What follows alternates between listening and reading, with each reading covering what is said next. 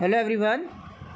आज हम बात करेंगे इंडियन एजुकेशन पोस्ट इंडिपेंडेंट में नेक्स्ट चैप्टर की, जिसमें हम पढ़ने वाले हैं सैम पिट्रोडा कमेटी के बारे में। ये बहुत इंपॉर्टेंट कमेटी है। इसमें से कई बार क्वेश्चंस आता है आपके यूजीसी नेट के एग्ज़ाम में, और आपके बीएड में भी इसके रिगार्डिंग काफ़ी क्वेश्चंस पूछे जाते हैं। तो इसलिए आज अब जो हम कवर करेंगे वो सैम पिट्रोडा कमेटी को पूरा कवर करेंगे। उससे पहले अगर आपने हमारे चैनल को अब तक सब्सक्राइब नहीं किया है तो आप सब्सक्राइब कर सकते हैं और अपने दोस्तों के साथ शेयर कर सकते हैं, ताकि वो लोग भी इस सारी नॉलेज को ले सकें। जैसा कि आपको पता है, छोटी छोटी वीडियोस में हमने इस कॉन्सेप्ट को कवर करना है। तो शुरू करते हैं हम आज की क्लास। मेरा नाम अंकित शर्मा है और आप सभी का स्वागत है हमारे चैनल कॉमर्स शाइनिंग स्टार पर। तो देखिए, जैसा कि मैंने अभी आपको बताया, सैम पिट्रोडा कमेटी काफ़ी इंपॉर्टेंट है। इसके बारे में हम शुरू करते हैं बिल्कुल स्टार्टिंग से। सैम पिट्रोडा कमेटी कब सेटअप हुई थी? 2005 से 2007। पहला पॉइंट बड़ा इंपॉर्टेंट है, ध्यान रखना। 2005 से 2007 के बीच में आई थी, यानी इसको ज़्यादा साल नहीं हुआ, अभी 10-15 साल पहले की बात है। ठीक, इसको हम और किस नाम से जानते हैं? Also known as national knowledge commission के नाम से भी जानते हैं। NKC के नाम से भी हम इसको जानते हैं। तो अगर आपके पास क्वेश्चन आता है कि NKC जो कमेटी है उसका दूसरा नाम क्या है, तो आप लिख सकते हो क्या है? Sam Pitroda committee. अब देखिए इसकी क्या क्या रिकमेंडेशन थी वो पढ़ लेते हैं एक बार। पहला क्या है? Restructure of curriculum. करिकुलम क्या होता है? देखिए मैं आपको बता देता हूँ क्या होता है। आपका जो सिलेबस होता है ना, जो आप पढ़ रहे होते हैं, जैसे आप ग्रेजुएशन कर रहे हैं या पोस्ट ग्रेजुएशन कर रहे हैं, तो उसमें आपका ये सिलेबस होता है। सिलेबस में क्या चीज़ की जाती है? सिलेबस में आपके वो कॉन्सेप्ट होंगे जो आपके फील्ड के हैं। इसके अलावा जो आपकी एक्स्ट्रा करिकुलम एक्टिविटीज़ होती हैं वो सारी आपकी करिकुलम एक्टिविटीज़ में आती है। जैसे कि आपका कल्चरल प्रोग्राम्स हो गए, ठीक, आपके कॉलेज में कुछ भी कल्चरल प्रोग्राम किया जा रहा है वो हो गया, या फिर कोई वोकलाइजेशन दी जा रही है, जैसे कोई सिंगिंग का, या फिर कोई आपका गिटार स्पेशलिस्ट, तबला स्पेशलिस्ट, ये सारे क्या हैं? ये आपके करिकुलम का पार्ट है। तो करिकुलम क्या होता है? इन सबको जोड़ता है। जब भी आप किसी पर्सन की बात करोगे तो उसके एकेडमिक रिकॉर्ड की जब हम बात करेंगे तो उसके एकेडमिक्स में उसकी पढ़ाई के साथ साथ उसके एक्स्ट्रा चीज़ों में इंटरेस्ट भी देखा जाता है। तो वो आपका एक तरह से करिकुलम का पार्ट होता है। तो करिकुलम इन सबको मिला के जो बनता है ना, फाइनली टोटल वो बनता है। ठीक, अगला पॉइंट है to meet the demand for multidisciplinary professionals. अब देखिए इसका क्या मतलब है? एक ही चीज़ में आपको अलग अलग तरह के प्रोफेशनल्स मिलते हैं, तो उन सब प्रोफेशनल्स को एक साथ हम लेके आएँ और बच्चों को हेल्प करें ताकि वो मल्टी डिसिप्लिनरी प्रोफेशनल्स में आगे बढ़ सके, उसकी डिमांड को हम कवर कर सकें। ये बात इसमें कही गई थी। जैसे कि मैं आपको इसका एग्जाम्पल देके बताता हूँ। मैं जब कॉलेज में था ना, तो हमारे कॉलेज में क्या होता था, मैं वहाँ से बीकॉम करा था 2010 से 13 के बीच में। ठीक है, उस बीकॉम के साथ साथ हमारे कॉलेज में और भी डिसिप्लिन्स थे जिसमें वो हमें लेके जाते थे। जैसे कि अगर मैं आपको बताऊं तो देखिए क्या होता था, हमारे कॉलेज में हर साल नवंबर दिसंबर के टाइम पे यूथ फेस्टिवल होता था, जो Maharshi Dayanand university MD university में होता है।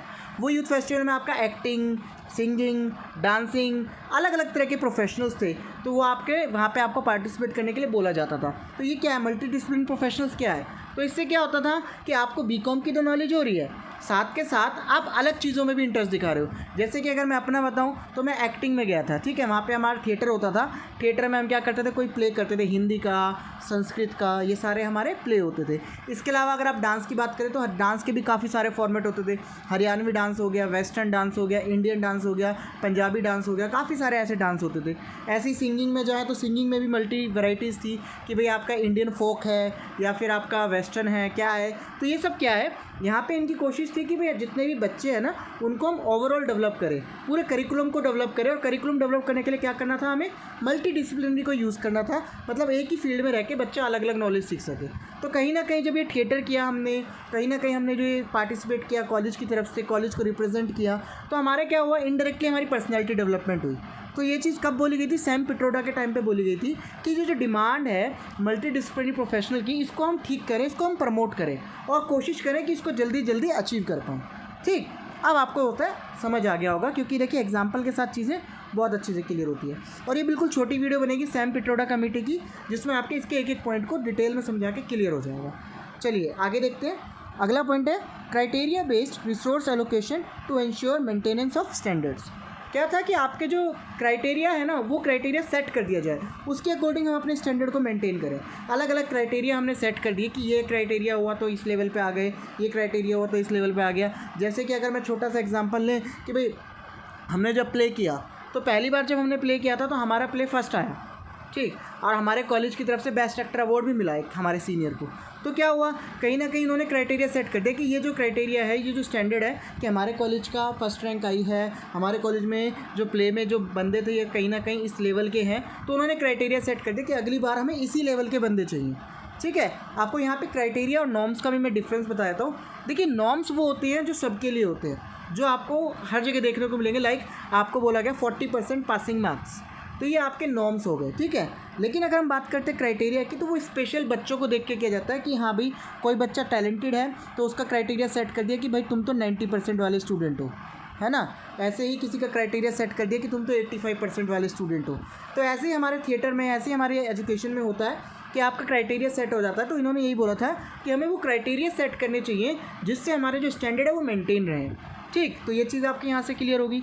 एग्जाम्पल के साथ मैंने इसलिए बताया ताकि आपको आसानी से समझ आ जाए। क्लियर, आगे देखते हैं आगे क्या है। देखिए, आगे जो बात की जा रही है पॉइंट्स की, वो पॉइंट कौन कौन से हैं। पहला पॉइंट तो वही है जो अभी मैं लास्ट में पढ़ा था, ensure the maintenance of standard को बनाना।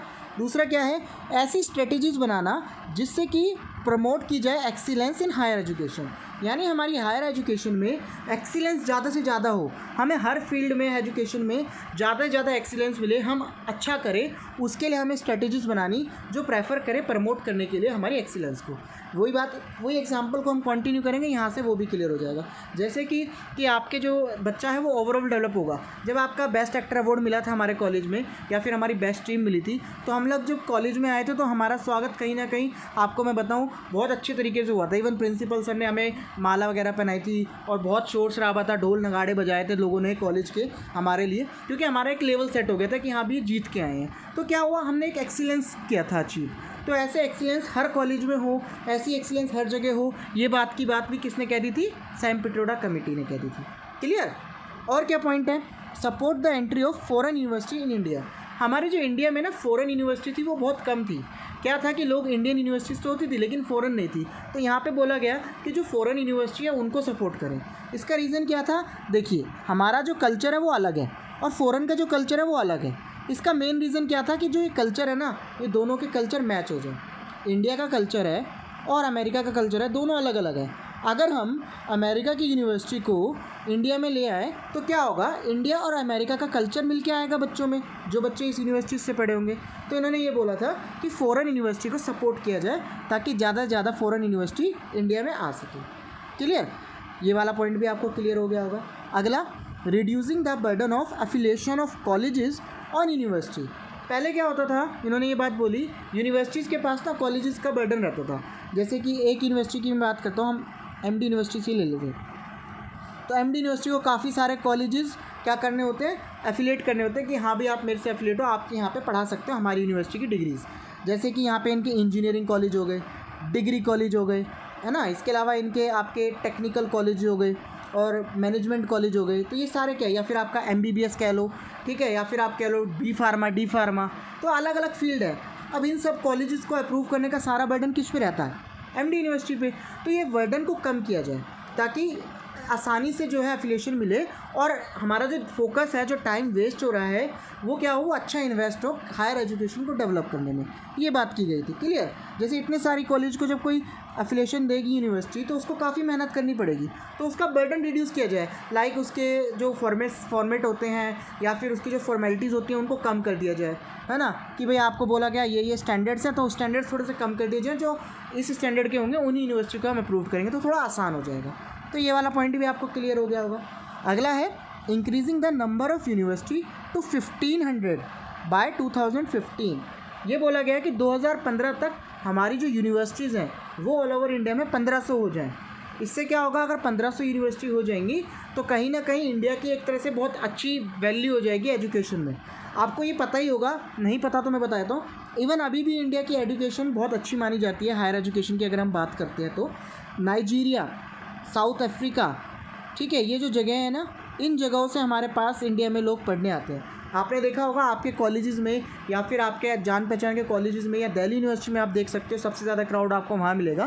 फ़ॉरेन स्टूडेंट्स जो हैं, फ़ॉरेन यूनिवर्सिटी के स्टूडेंट्स जो हैं वो इंडिया में आके पढ़ाई कर रहे हैं। नाइजीरिया और साउथ अफ्रीका के काफ़ी सारे स्टूडेंट्स हैं जो इंडिया से स्टडी कर रहे हैं। इवन जिस कॉलेज में मैं पढ़ा रहा हूँ उस कॉलेज में भी काफ़ी स्टूडेंट्स हैं जो नाइजीरिया और साउथ अफ्रीका से हैं। तो ये क्या है, कहीं ना कहीं ये किस लिए हुआ, क्योंकि हमने हाथ खोल एक तरह से ओपन किया कि भाई हमारी पास यूनिवर्सिटीज़ आप पढ़ने आओ, तो फ़ॉरेन से भी स्टूडेंट्स आए जिनके लिए स्टडीज़ थोड़ी मुश्किल थी वो यहाँ पे कर सकते हैं, क्योंकि बाकी कंट्रीज़ में स्टडीज़ को थोड़ी महंगी है। आप अमेरिका की बात करो या फिर आप ऑक्सफोर्ड यूनिवर्सिटी की बात करो या बाकी यूनिवर्सिटीज़ की बात करो तो काफ़ी हाई फाई फीस वगैरह होती है, तो हर कोई अफोर्ड नहीं कर पाता। तो इंडिया का स्ट्रक्चर इस तरह से बनाया जाए, इन्होंने ये बोला था इस तरह से बनाया जाए इंडिया का स्ट्रक्चर कि यहाँ पे ज़्यादा से ज़्यादा लोग आ पाए, क्योंकि जितनी ज़्यादा यूनिवर्सिटी होगी उतना ज़्यादा थोड़ा ईजी हो जाएगा। क्योंकि जब आप किसी चीज़ की वैल्यू मार्केट में चीज़ ज़्यादा हो जाती है ना, तो उसकी क्या होती है, उसका फ़ीस कम हो जाती है। तो हमारे कॉलेज अगर हमारे कंट्री में बात करें यूनिवर्सिटीज़ की, अगर हमारे कंट्रीज़ में यूनिवर्सिटीज़ अच्छी होंगी तो कहीं ना कहीं वो चीप हो जाएगी और कंट्रीज़ से। तो क्या होगा, जो नाइजीरिया या साउथ अफ्रीका जैसे देश हैं जिनको हमारे देश से पढ़ने में काफ़ी मज़ा आता है और उनको काफ़ी हेल्पफुल होता है, क्योंकि उनको यहाँ से पढ़ाई अच्छी हो जाती है, अच्छी एजुकेशन मिलती है और बहुत सही प्राइस पे मिलती है, एक तरह से उनके बजट में मिलती है, तो ये सब चीज़ें उनको मिल जाती हैं।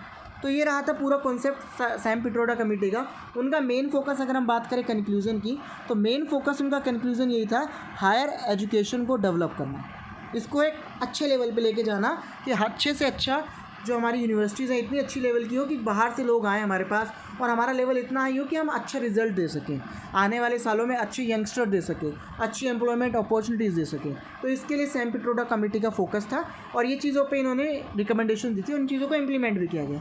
जैसे मैंने आपको एग्जाम्पल बताए हैं तो आपको क्लियर हो गई होंगी चीज़ें। सो उम्मीद करते हैं आपको ये कॉन्सेप्ट अच्छे से क्लियर होगा। आज की वीडियो में हम इतना ही करेंगे। So thank you. अगर आपको ये वीडियोस पसंद आया है तो जैसे मैंने स्टार्टिंग में कहा था, आप इसको अपने दोस्तों में भी शेयर कर सकते हैं ताकि उनकी नॉलेज बढ़े, और जिन्होंने पहली बार इस वीडियो को देखा है वो हमारे चैनल को सब्सक्राइब करें ताकि ऐसी वीडियोस बार बार देख सकें। So thank you so much. मिलते हैं नेक्स्ट वीडियो में। उम्मीद करते हैं आपको अभी सब समझ आ रहा होगा।